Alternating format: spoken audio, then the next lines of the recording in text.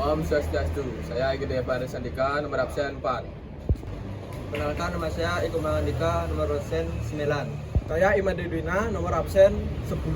Saya Putri Evan Ega Putra Priana, absen 15. Perkenalkan, nama saya Kadek Sri Wulandari, nomor absen 26. Saya Kevin, nomor absen 32. Baik, materi akan saya mulai. Pada awalnya, pengaruh pemikiran dan peristiwa besar Eropa dalam bidang gaya hidup, khususnya makanan atau kuliner, hingga penyebarannya ke Asia, dapat dilihat melalui beberapa fase sejarah yang signifikan. Pada abad ke-15 dan ke-16, penjelajahan dan penaklukan Eropa membuka jalur perdagangan global yang dikenal sebagai jalur rempah. Penjelajah seperti Vasco da Gama, Christopher Columbus membawa bahan-bahan kuliner baru ke Eropa, seperti cabai, vanila, dan rempah-rempah dari Asia. Produk-produk ini menjadi bahan penting dalam kuliner Eropa dan memperkaya variasi dan kompleksitas masakan mereka. Selanjutnya, peristiwa seperti revolusi industri pada abad ke-18 juga berdampak pada gaya hidup dan kuliner Eropa. Inovasi dalam teknik memasak dan pengemasan serta kemajuan dalam teknologi transportasi memungkinkan bahan makanan dari berbagai belahan dunia lebih mudah diakses. Hal ini mendorong pengembangan resep dan makanan fusion yang kemudian menyebar ke Asia melalui pengaruh kolonial dan perdagangan. Di Asia, pengaruh kuliner Eropa mulai terasa selama periode kolonial, ketika negara Eropa seperti Inggris, Belanda, dan Prancis mendirikan koloni di berbagai wilayah. Pengaruh ini tampak dalam adaptasi kuliner lokal yang memadukan teknik dan bahan Eropa dengan tradisi makanan Asia. Misalnya, di India dan Indonesia, masakan lokal mulai mengintegrasikan rempah-rempah Eropa, sedangkan di Asia Tenggara, makanan Eropa seperti roti dan kue-kue Eropa menjadi populer. Secara keseluruhan, pemikiran dan peristiwa besar Eropa telah memperluas cakrawala kuliner global. Penyebaran ide dan bahan makanan dari Eropa ke Asia tidak hanya memperkaya masakan lokal, tetapi juga menciptakan jembatan budaya yang memfasilitasi pertukaran kuliner antara kedua belahan dunia, khususnya Eropa dan Asia. Berikut beberapa contoh makanan yang dipengaruhi oleh budaya luar, khususnya Eropa, yang bisa kami temukan di sekolah, khususnya di kantin. Bibit kentang adalah potongan tipis kentang yang digoreng di fry atau dipanggang sampai garing. Bibit kentang umumnya disajikan sebagai pembangkit selera atau makanan ringan, snack. Jenis komersial biasanya dikemas dalam kantong untuk dijual. Menyiapkan keripik yang paling sederhana adalah dengan cara digoreng dan digarami, tetapi para produsen dapat menambahkan berbagai jenis penyedap, umumnya menggunakan terna atau rempah. Buatan atau keripik kentang adalah bagian penting dari pasar makanan ringan di negara-negara berbahasa Inggris dan banyak negara barat lainnya. Jadi, wafer adalah makanan ringan yang terdiri dari lapisan tipis adonan kering yang renyah.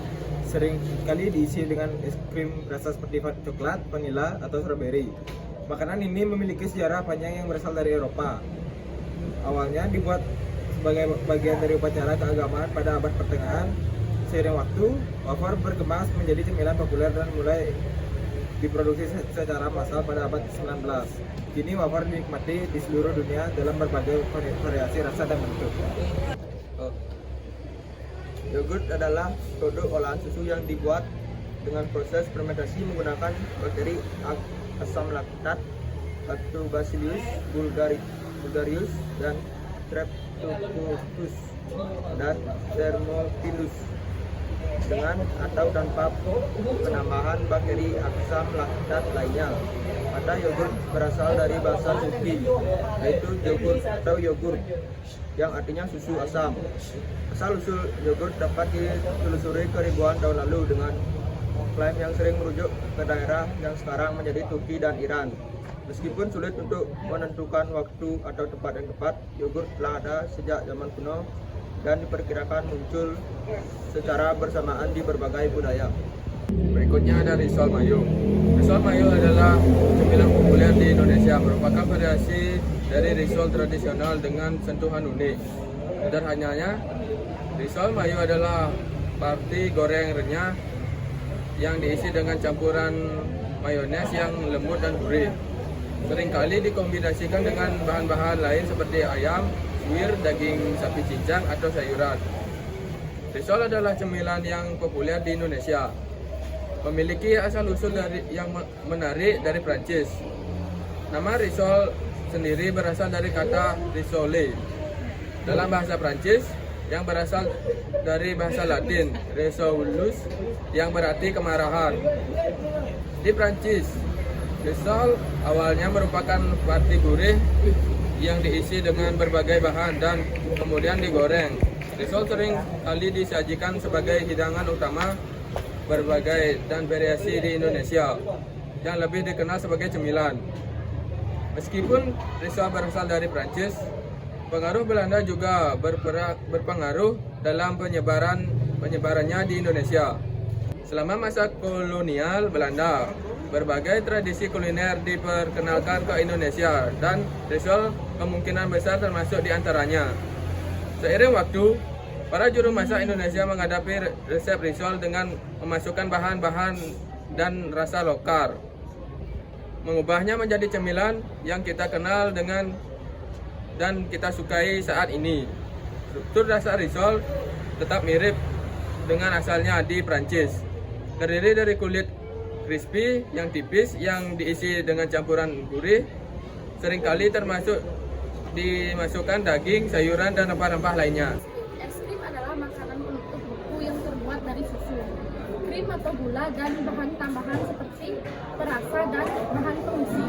Proses pembuatan es krim melibatkan pemanasan campuran bahan hingga mencapai suhu tertentu, kemudian mendinginkan sambil mengocok agar terbentuk tekstur lembut dan menghindari pembentukan kristal es besar. Ada banyak variasi es krim seperti es krim tradisional terbuat dari campuran susu dan krim yang diaduk dan dibekukan.